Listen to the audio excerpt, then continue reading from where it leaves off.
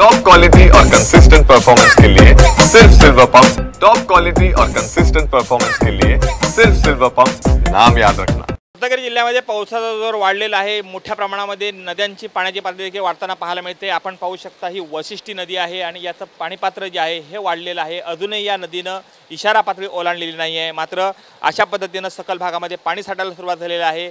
यामुळे चिपळूणकरांच्या मनामध्ये भीती निर्माण झालेली आहे, कारण चिपळूण विविध ठिकाणी आलेल्या महापुरामध्ये या दुकानदारांचं प्रचंड मोठं नुकसान झालं आहे। याची जाणीव आणि याची सगळी जी ह्याच्यातून चिपळूण सावरलेलं नाही आहे। यामुळे चिपळूणमध्ये जेव्हा पूर भरतो, पाणी येतं, त्यावेळेला मात्र चिपळूणकरांच्या मनामध्ये धडकी भरते। आपण या दृश्यांमधून पाहू शकतोय इथं असणारा हा बाजार पूल आहे।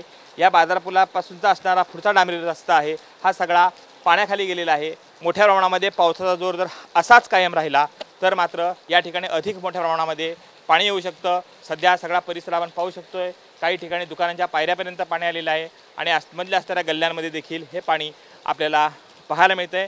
मोठ्या प्रमाणात पावसाचा जोर जर असाच चालू राहिला तर मात्र या ठिकाणी अधिक मोठा धोका निर्माण होऊ शकतो।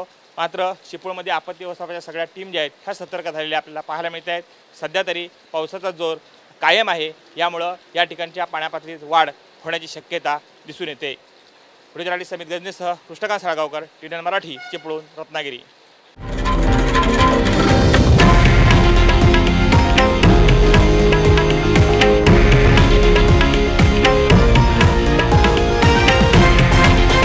हे आहे देशातील नंबर 1 न्यूज नेटवर्क आणि आपण पाहत आहात TV9 मराठी, एकमेव।